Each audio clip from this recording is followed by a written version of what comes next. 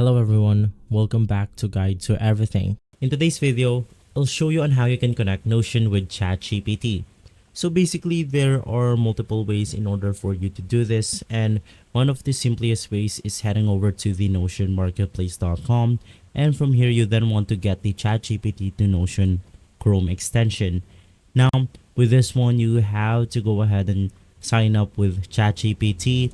Write a prompt like this one and then click on the pin under of each answer to save that specific answer.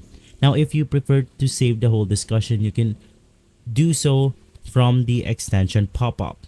But in my way, I like to do it inside the automation applications out there like make.com because it makes everything easier and automatically. In this example, we are going to use an example from make.com.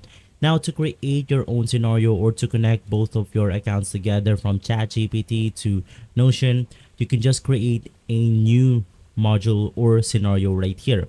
Now, what I want to do is to simply head over to my ChatGPT. Now from here, I then want to message my assistant, send message to a specific or newly created thread. Now, after messaging with ChatGPT right here, and you then want to simply create a connection on your ChatGPT, you can just go ahead and type your API key for your specific ChatGPT account. From there, I then want to add another module, and with this one, we are then going to add Notion. Now with Notion, after typing my prompt, I then want to update a database item. So basically what this means is I will type a prompt and then it will update my Notion right here. You can keep adding modules if you want to. For example, we have another module for something like create a page for Notion. So you can just go ahead and explore this the way you want to. So those are the ways for you to connect Notion with ChatGPT.